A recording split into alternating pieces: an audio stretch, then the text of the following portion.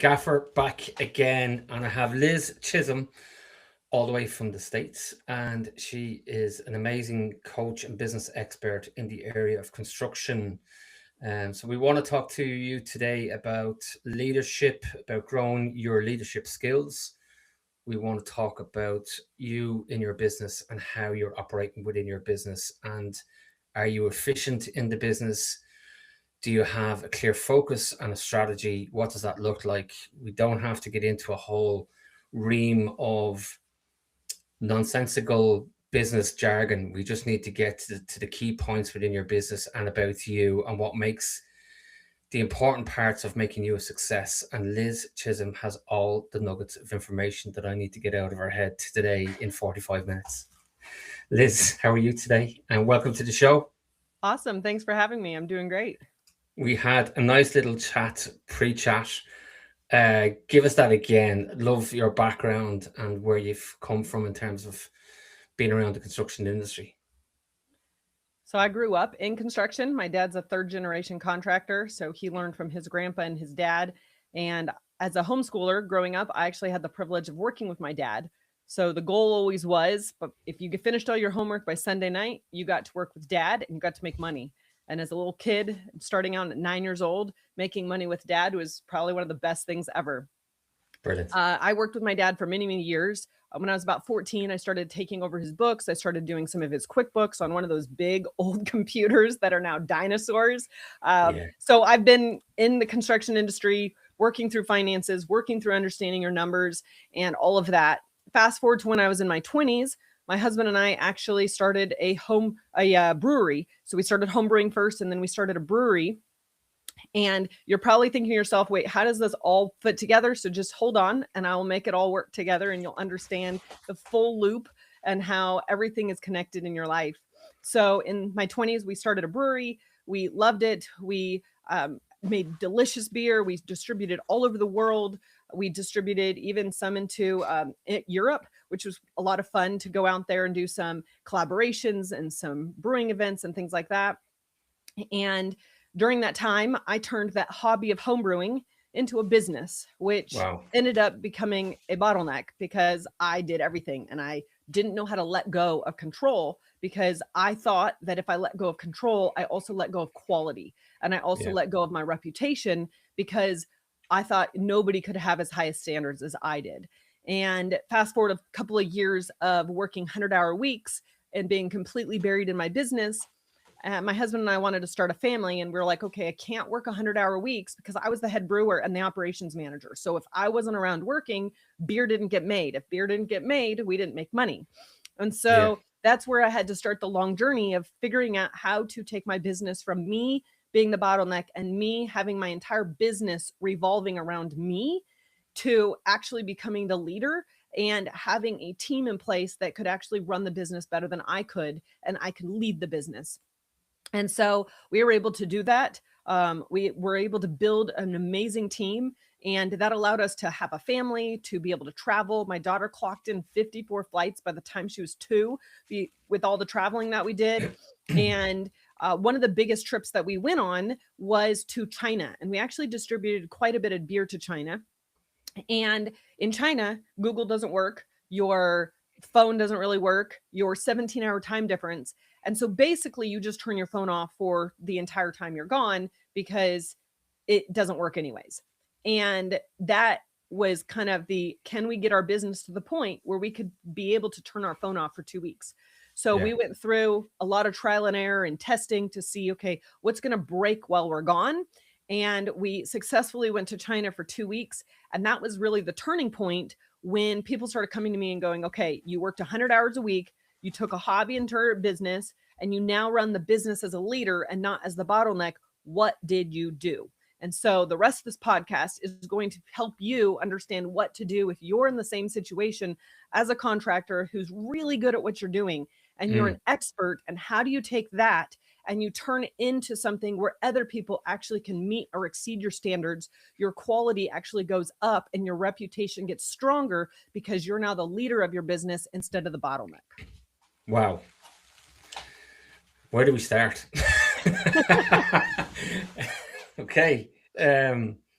There's the Mr. Ferris's book, which is obviously a bestseller for, how to do your business only for a couple of hours a week, and outsourcing and freelancing, and a lot of the tasks that you're not good at, or that are low ticket volume tasks. Is that where we're going with this, in terms of trying to clear out the unnecessary stuff out of your way? Or where do we actually, if I was to bring you into Gavin Coyle framework contractor business today, blank page, where do we start?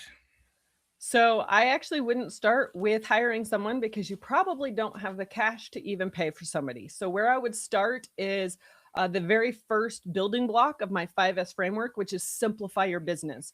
This is where you're going to get the cash that you need to grow. This is where you're going to get the time bandwidth to grow. And this is where you're going to start honing in and decluttering your business. So if you think about your business as maybe like your garage that's probably got way too many things in it, and it's probably full of clutter, the first thing we've got to do is pull everything out and get rid of the things that are not serving us anymore. Because Yeah. organizing the clutter, or having an extra person in there to organize the clutter, is just going to put a band-aid on a broken arm. Mhm. And so a couple of things that you could do literally right now is to do a project audit. This is to look at the jobs you're doing and see which jobs are more profitable. So I work with a lot of kitchen and bath remodelers, and typically one of them is doing better than the other. It's either your bathrooms are making you more money, or your kitchens are making you more money. Or Yeah. for instance, an outdoor living contractor, maybe their landscaping is making more money versus their decks are making more money. And so whatever that project type is that's making you the most money, start focusing on that, because I can guarantee you that you're probably getting 80% of your profit from 20% of those jobs. And if you can just stop doing all the things that are not making you money, you can actually grow your business more. In fact, I talked to one of my clients yesterday, and he was sharing with another contractor in my program. And he was like, honestly, the biggest shift in our business this year was saying no more. And he went from a 4% profit margin, net profit, like EBITDA, all the way up to a 12% in less than a year. And it was because he said no more than he said yes. And they really honed in on what they were good at and what they could make the most money on it. Now, the next thing that you need to do, because this is going to help you with the jobs that you're going to start doing, but it doesn't actually free up cash right now. The second thing that you can do is what I call recapture and reallocate. So all of us, no matter if you're a $10 million business or you're a $250,000 business, everyone has limited resources. And how you allocate those resources is going to determine how you actually make your business go. Jeff Bezos has 24 hours a day, and I have 24 hours a day. How he uses it and how I use it is growing him a $1 billion business, and it's growing me a coaching business. And so you have to think about limited resources and how you're using that. So Yeah. if you have, let's say you have a job, or maybe you made $100,000 this month. And by the time you've paid your subs and your materials and your employees and everything to make that job run, maybe you have $25,000 left over to pay for your overhead and your taxes and the things that help run your business. So for just simplicity, we're going to say you have a 25% profit margin. Now, that 25% actually took $100,000 or 100% in order to have that come down to 25%. So if you, let's say, are spending money on ads and the ads are not producing business, or you're spending money on software and that software isn't actually helping you move the needle in your business, you need to cancel it. And it's not just canceling the amount of money that you would spend on that, but it's actually canceling that's actually worth 4 times that amount. So if you cancel, let's say $2,000 worth of ad spend that's not producing leads and quality leads for you, that $2,000 took you $8,000 to make, and then you had to go pay everybody, and then you had to pay yourself, and then you finally had $2,000 left over to go pay for those ads. And so if you just sit down for 45 minutes and look over your bank statement and start canceling everything ruthlessly, you can actually free up the cash. So then you can go higher. Yeah, I love that, because in fairness to a lot of the listeners to the show, They probably spend a lot of money on marketing and don't know where or how to manage that process. And you know, I've seen a lot of people would comment back to us that they feel like they've been let down by a lot of these marketing agencies, and the leads are not coming in, or they're not the right leads, or they've been told, look, you have to hang in there for at least 6 months before you start getting a bit of traction into the system and stuff like that. And then eventually they just get to the stage of, look, I'll just cancel it because I'm just going nowhere. And they end up having a very bad experience with marketing. It is a very hit and miss sort of operation. And I feel for a lot of the business owners, because the marketing companies just want to get in and sort of have this retainer model type program with them.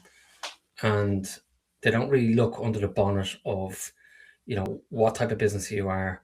If it's a roofing business, what is important about that roofing business, and how do you set yourself apart from other roofing companies, and testimonials and all that kind of good stuff. They really don't sort of it's difficult to find good marketing companies. Would you agree? Oh, 100%. I mean, that's kind of why I started my own marketing, where I teach contractors how to do it.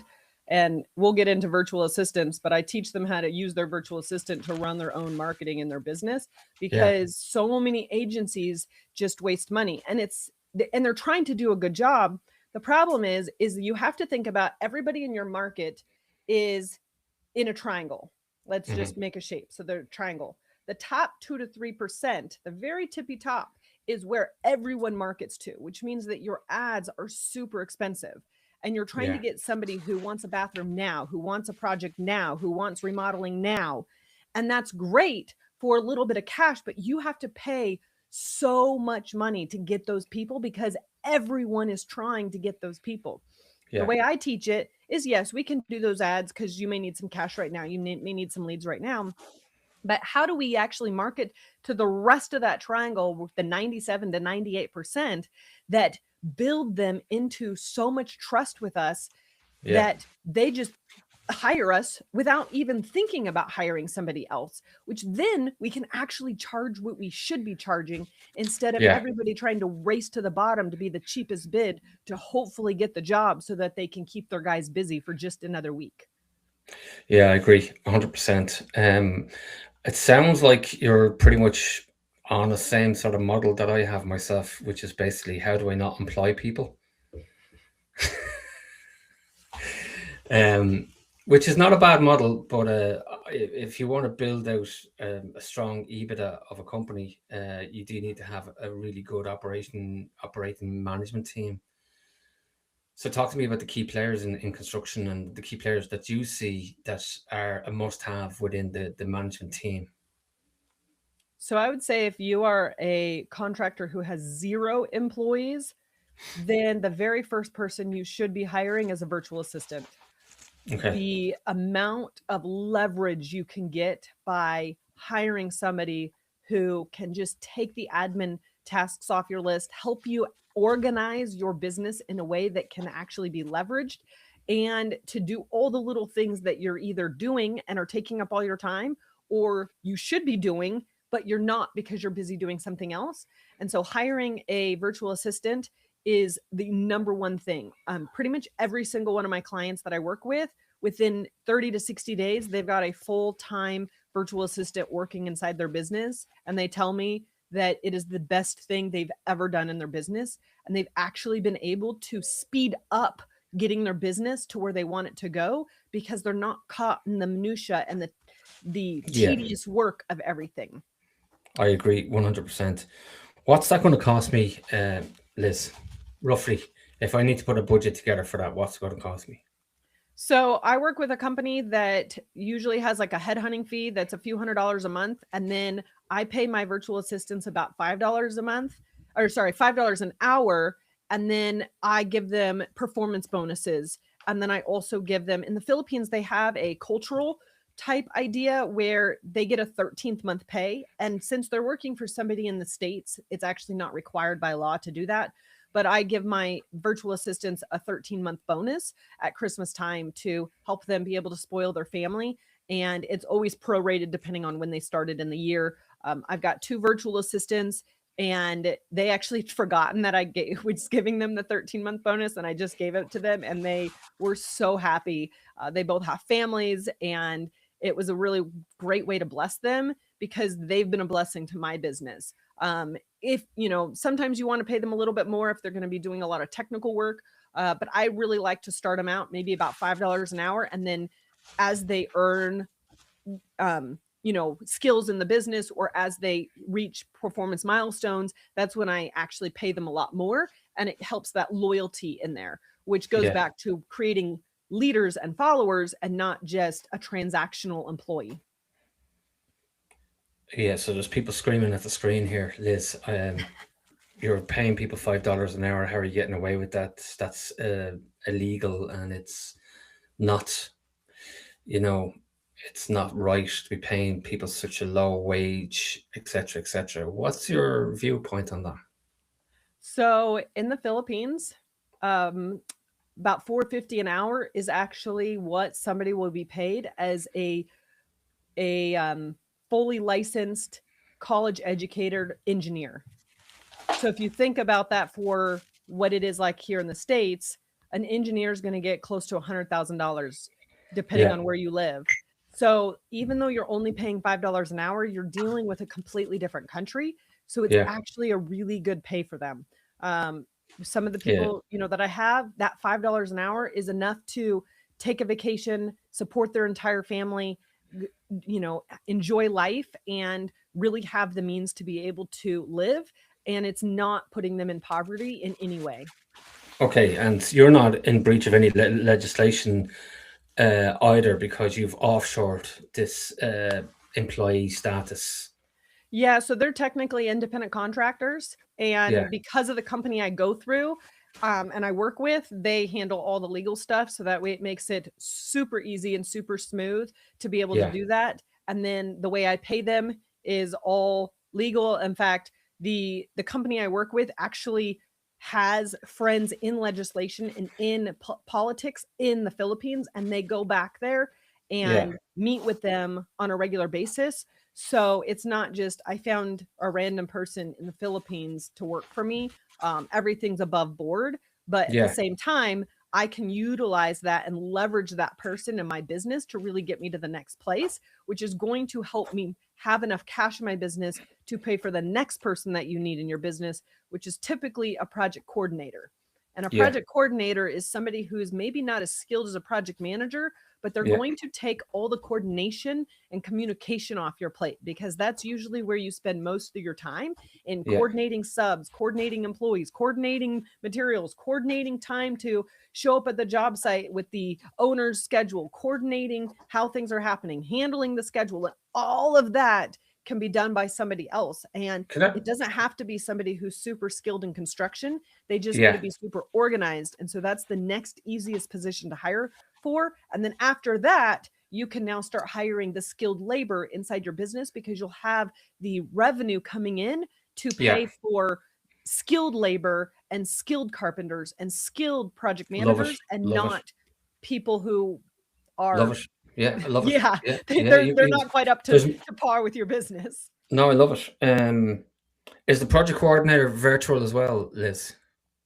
Typically, no. Typically, they're on the job site. They're helping with walkthroughs. They're helping with the handoffs. Client relationships, all that really kind of helping with the building the relationships. But a couple of the companies that I've worked and helped them get a project coordinator in place, that project coordinator is the one who is really becoming the face of the business with the customer and making sure everything goes through. And actually, in multiple businesses, it's a female that doesn't have any construction background, but they're really organized and they have a really good eye for details. And that is easier to hire for than hiring somebody who is super skilled in carpentry work or whatever the skill is that you need them to be skilled in. So you just described my business. This is obviously, the podcast is for construction, but you've literally just described my business.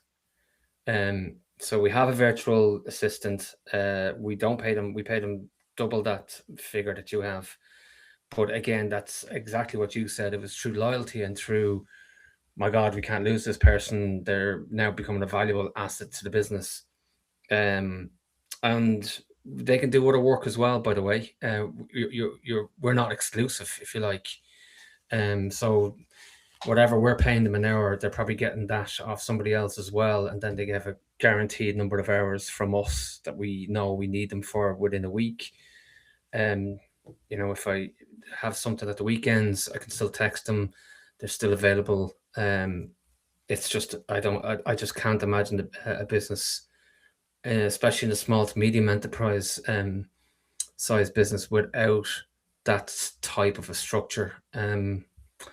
Because if you were to pay somebody, really you're looking at about 30,000 in what we're based in Ireland. So between Ireland and the UK, you could be looking at anywhere around £30,000 or euro to pay somebody to do that role. Mm-hmm.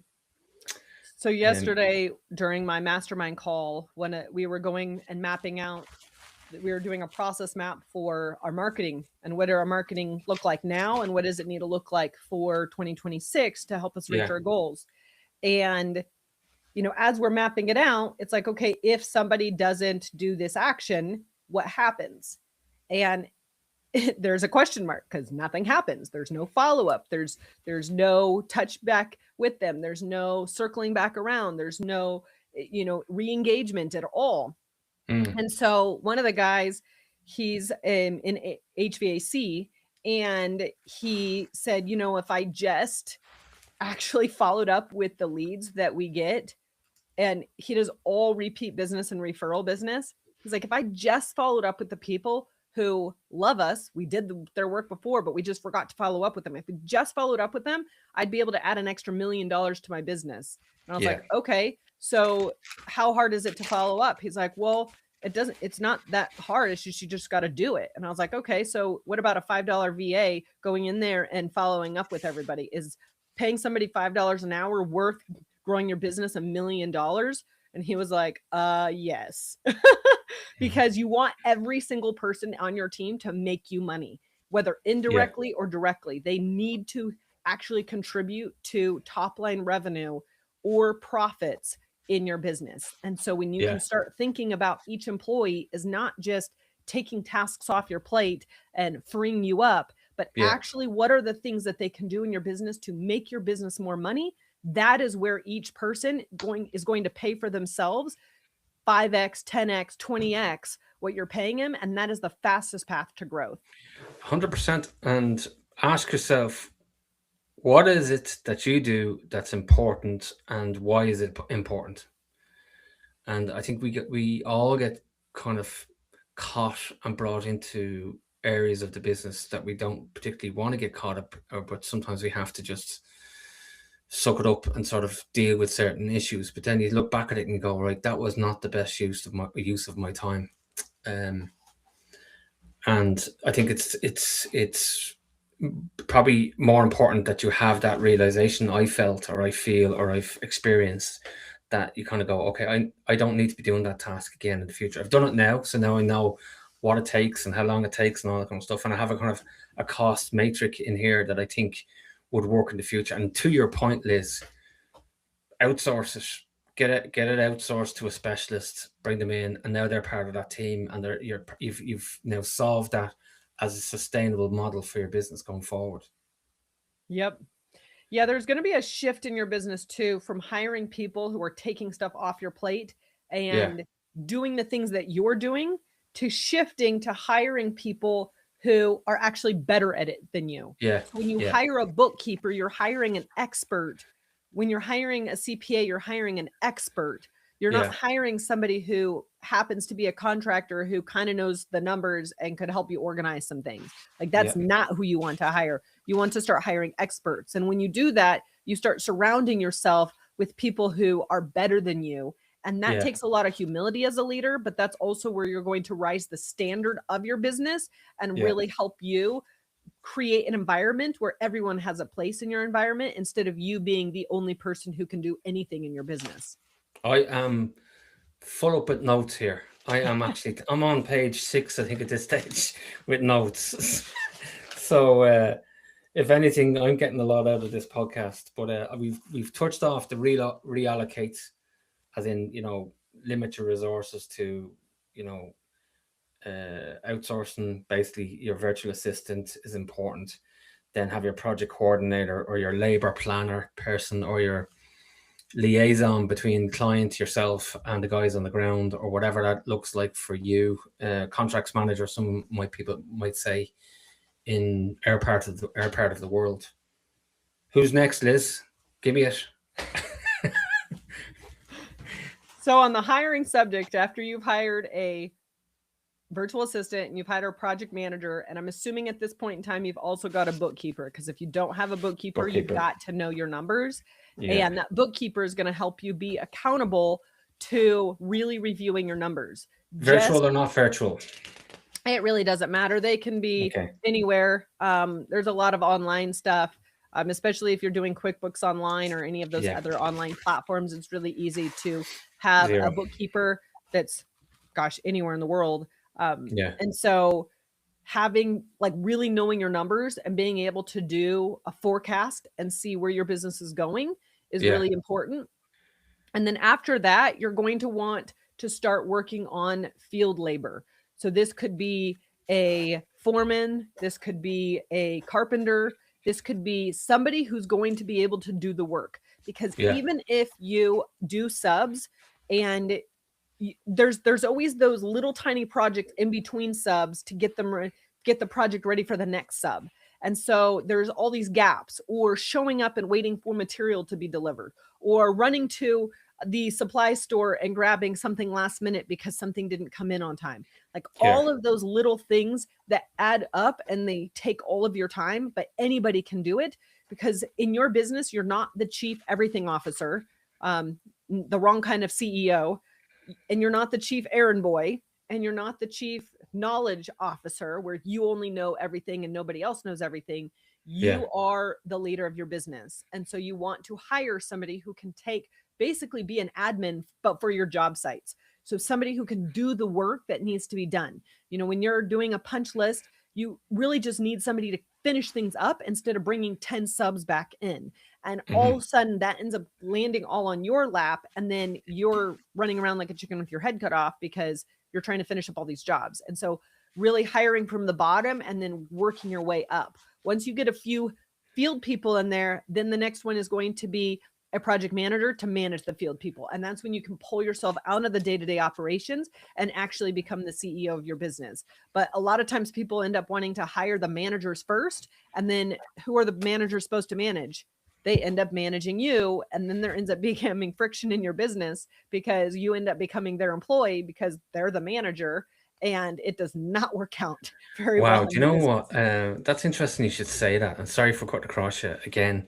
But I've had people on the podcast here and they've skipped those little bits. They've skipped that project coordinator or that labor planner person, and they skipped the virtual assistant, and they've basically went straight to the project manager. So obviously you might have an office manager, PA maybe, and then you straight to the project manager. So you basically said no. There's some people in the middle here that need to be brought in, which is interesting. And I agree with you, by the way. Because there's nothing as bad as bringing in a manager and then all of a sudden you find out that you're managing the manager and the manager's not managing themselves. And then it's kind of like, what are we doing here, lads? And what am I paying for? And if you have a really good team under your manager, then your manager actually is going to shine more. And so building the framework for that first, and you putting in those team members first and putting in the standards first and making sure that the jobs are getting finished to the highest expectation, then it's really easy to hire a project manager to come in and actually do the work. But most of the time, people want to pay the least for employees. And my philosophy is, how much can you pay them to get the best of the best? And if you can pay somebody a little bit more, then you're going to create less headaches for yourself. And ultimately, you're going to be able to build your business faster and better because you're able to acquire talent, not just acquire a warm body that hopefully can do a few things for you. Talk to me about the cost control element, because I know a lot of the listeners and viewers will be very anxious to find out who's doing the figures in terms of quotations, tender bids, execution, job cost control, day works, extras, snags, all that good stuff. So the project manager should own the job costing for every job they manage. Well done. Which means that whatever the estimate came out to be, and whatever those profit margins were, and whatever that end date schedule is, that is the standard that the project manager has to work within. Now, before an estimate goes out, I usually recommend a meeting between the sales estimator person and the project manager, because the project manager needs to approve that they can actually do that work within that time frame. A lot of times the salesperson likes to overpromise, and then the project manager gets stuck with trying to create some unrealistic expectations, and it ends up being a complete train wreck at the end.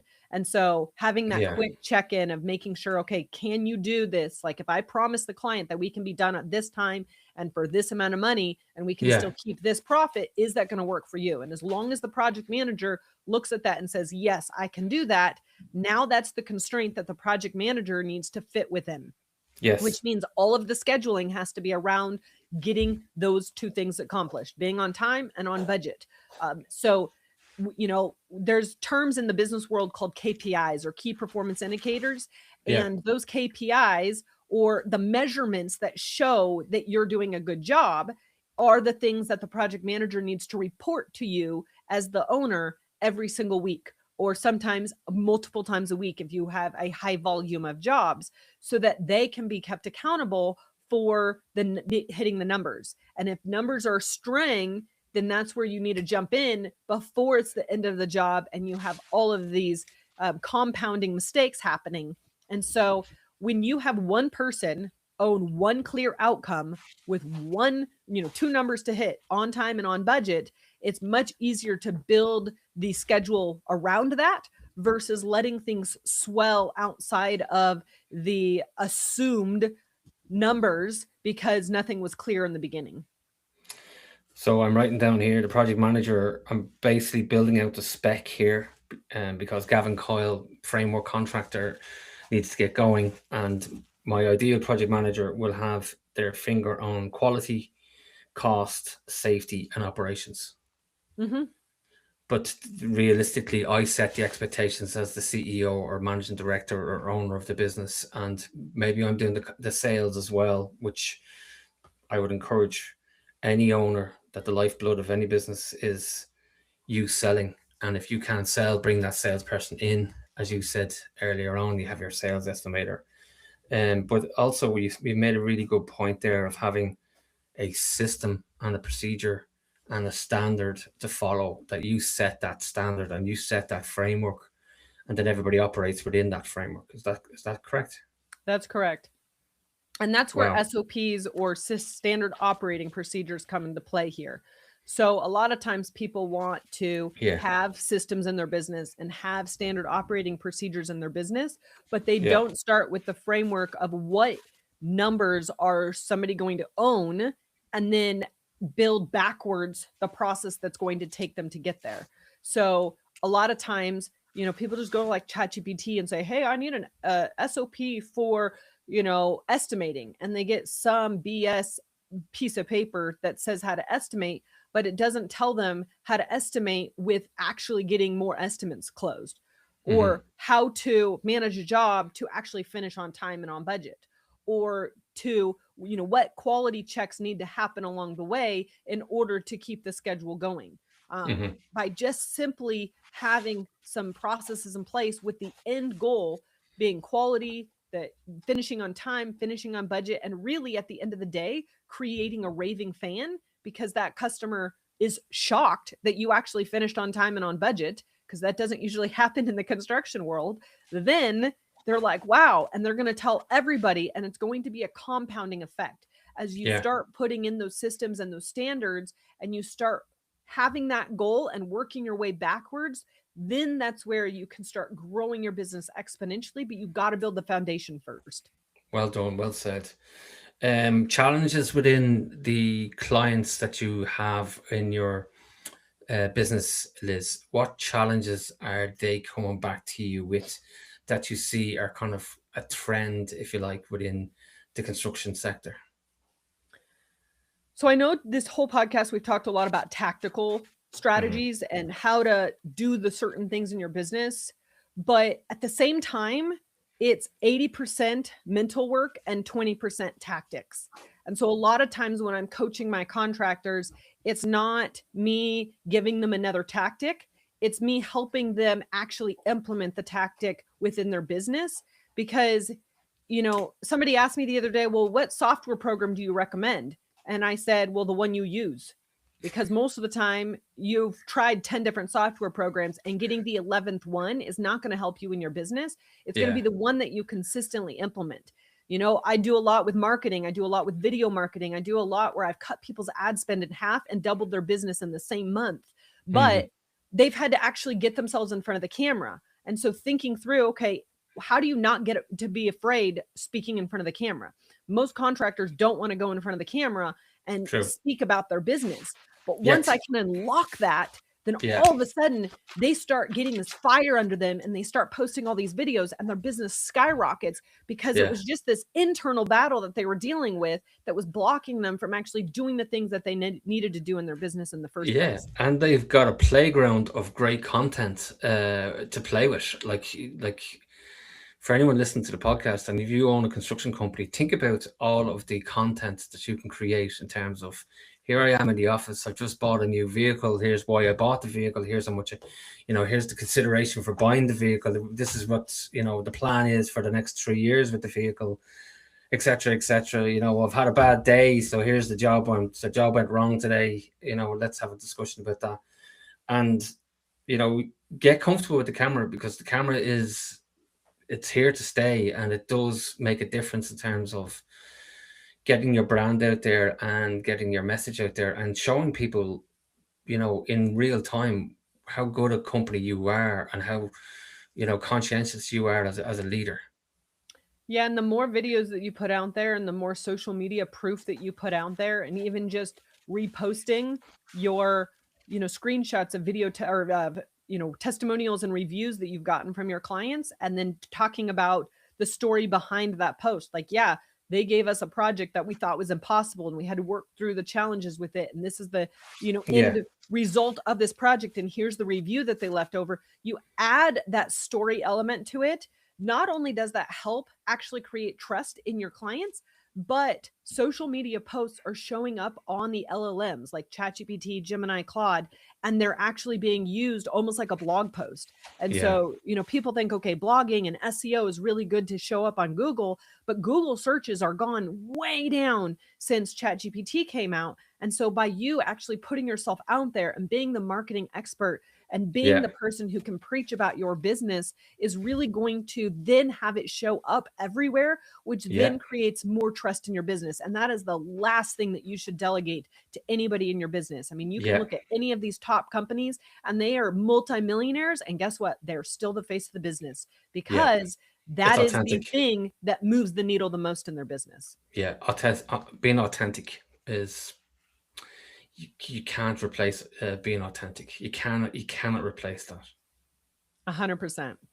Well done. Talk to me. I noticed you have a book out as well. Is it just the one book on SOPs? Yeah, I just have one book.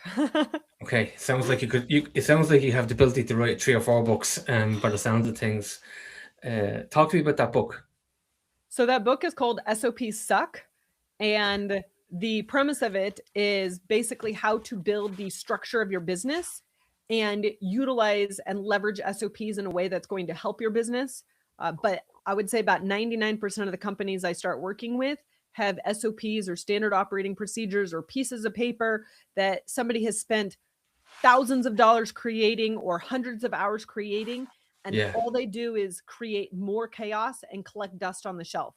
And so that book really goes through how to scale your business and how to scale it successfully with the least amount of friction in your business, and how to take your business from you being the operator to you being the owner. Okay. You're a busy woman.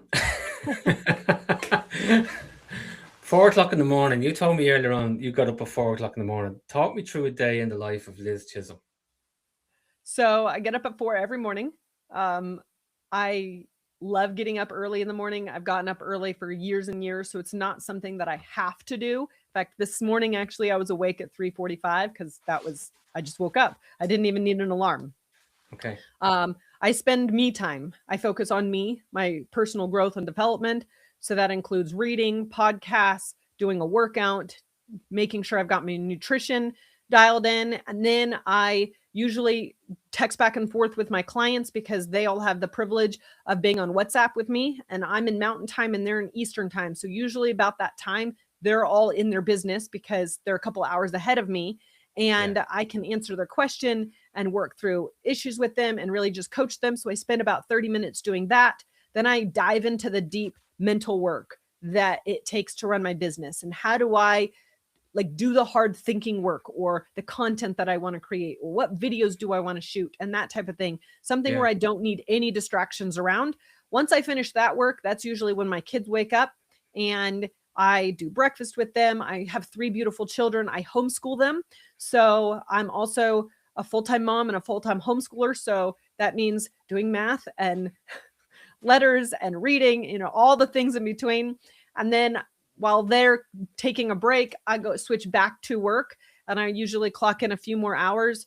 And then it's back to family time for the rest of the evening. I'm in business with my husband. So there's obviously conversations throughout the whole day around business and marketing. And then usually we wrap up the evening with some more reading or reflection, and kind of setting our tone and our pace for the next day. So that way we are going to bed with our intentions set for the next day and we repeat every single day.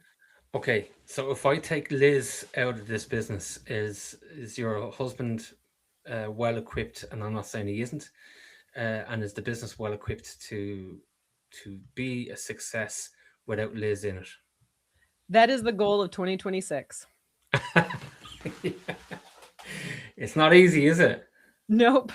No. To try and extract yourself truly out of the business, or to put yourself into roles that actually make an impact. So is your goal to scale this business and franchise it, or is it to bring on more coaches and be the miniature version of Liz all around the country, or what's your plan? So my ultimate goal is to have coaches underneath me that are contractors and have them help with spreading the message, spreading my frameworks, and really coaching. There's several in my program right now that have stepped up to the plate and have helped in various ways. So it's just a matter of time before they become, coaches within my business. The next level is to start coaching on a more leadership aspect versus a systems tactical aspect, and to be speaking all over the country and really affecting a lot more contractors, because this frameworks are simple. The business basics are basic. It's knowing how to implement in your business and how to create repeatable results that becomes challenging, but having the right environment where you have those aha moments. And it's not just a course where you kind of zone out, but you're actually engaged is really where the change happens. It doesn't necessarily happen because I'm the one who said something powerful. It's because the community collectively has created that environment of engagement where you actually realize your full potential. Well done.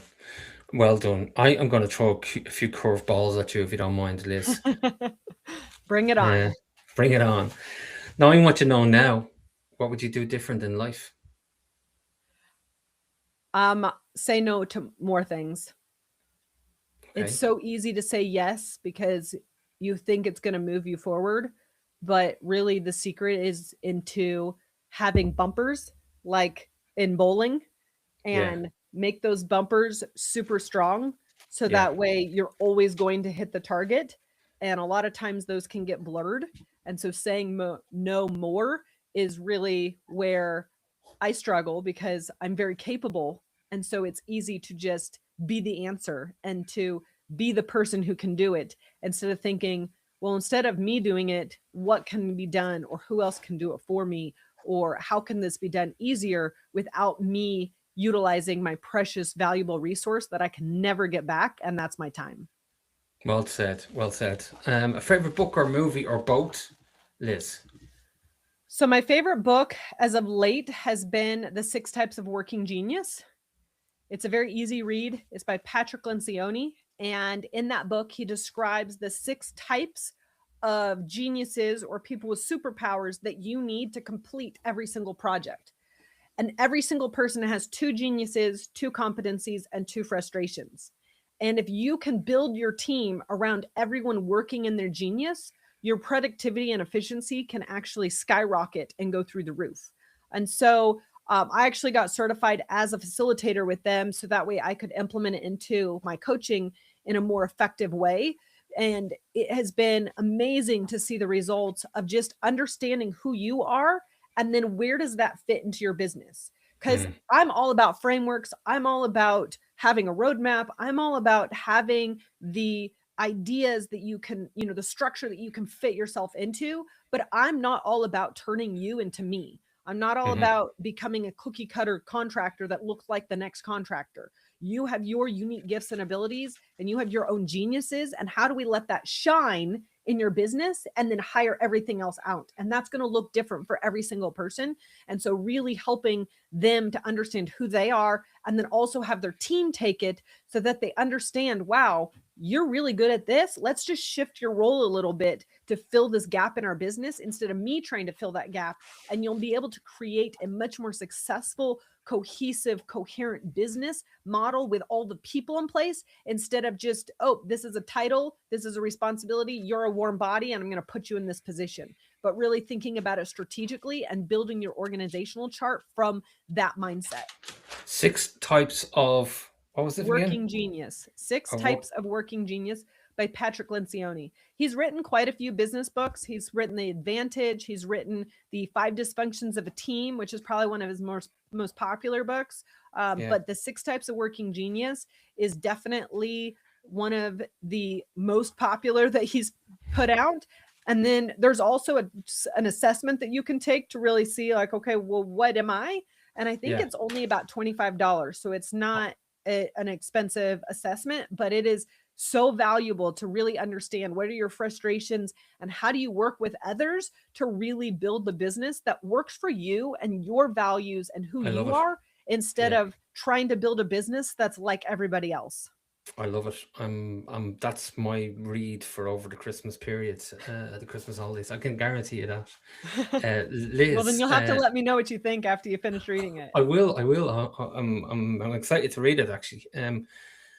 LizChism.com. So LizChism for mother.com.